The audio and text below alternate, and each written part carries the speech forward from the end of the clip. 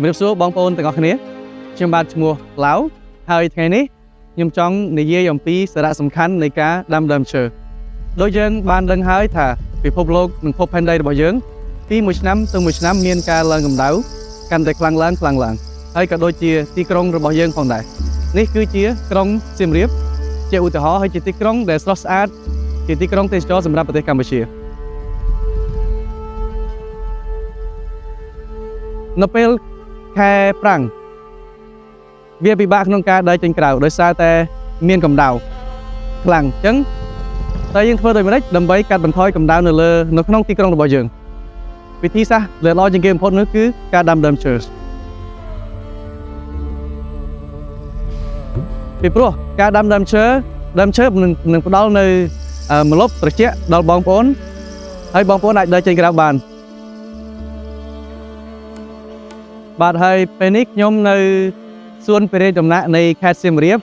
នៅកណ្ដាលក្រុងសៀមរាបតែម្ដងហើយកន្លែងនេះមានទេសភាពស្រស់ស្អាតដោយសារមានដើមឈើច្រើនហើយនៅក្នុងដៃរបស់ខ្ញុំគឺជាឧបករណ៍វាស់កម្ដៅហើយបើឧបករណ៍នេះយើងអាចវាស់ឲ្យដឹងថានៅក្រោមដើមឈើកម្ដៅបានថយចុះរហូតដល់ទៅ10អង្សាសេឧទាហរណ៍នៅកន្លែងនេះខ្ញុំវាស់ដីបាទ27.6 អង្សាសេ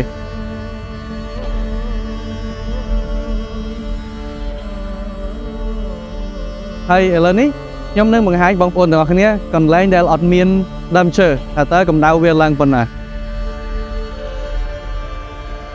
បាទហើយពេលនេះខ្ញុំនៅកន្លែងកណ្ដាលទីក្រុងសៀមរាបមួយដែលអត់សូវមានដើមឈើហើយខ្ញុំមានរបស់សម្រាប់វាស់កម្ដៅហើយបើយើងចុចនៅទីនេះ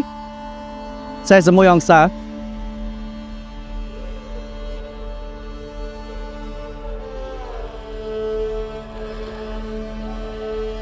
បាទបើយើងដាំដើមឈើឲ្យបានកាន់តែច្រើននៅក្នុងទីក្រុងរបស់យើងទីក្រុងនេះនឹងក្លាយទៅជាទីក្រុងមួយដែលមានសួនរុក្ខជាតិច្រើនដែលអាចទាក់ទាញសត្វមួយចំនួនមករស់នៅដូចជាសត្វស្លាបនិងសត្វដែលស៊ីមូសជាចំណីអញ្ចឹងនឹងធ្វើឲ្យទីក្រុងរបស់យើងមានមូសកាន់តែតិចហើយមួយទៀត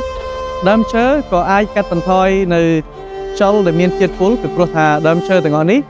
វាទប់ខ្យល់ជាតិពុលដោយសារយើងដឹងហើយថាដើមឈើវាអាចជួយកុំឲ្យមានទឹកជំនន់នៅក្នុងទីក្រុងពីព្រោះថាឫសរបស់វាអាចនាំយកទឹកភ្លៀងចុះទៅក្រោមដោយមិនឲ្យទឹកភ្លៀងហូរចេញទៅកន្លែងផ្សេងនិងឫសឈើមួយទៀត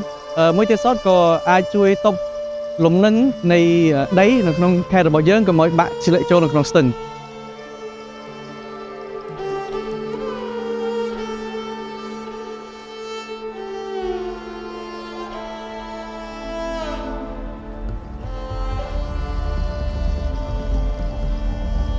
តើដើមឈើប្រភេទណាដែលល្អបំផុតសម្រាប់ទីក្រុងរបស់យើងតាមគំនិតរបស់ខ្ញុំហើយដែលអ្វីដែលខ្ញុំធ្លាប់បានដើរលេងនៅដូចជាសិង្ហបុរីជាដើមឈើដែលល្អជាងគេសម្រាប់ទីក្រុងគឺដើមចន្ទរៃព្រោះវាផ្ដល់ម្លប់ស្អាតហើយដូចយើងបានឃើញសពថ្ងៃអញ្ចឹង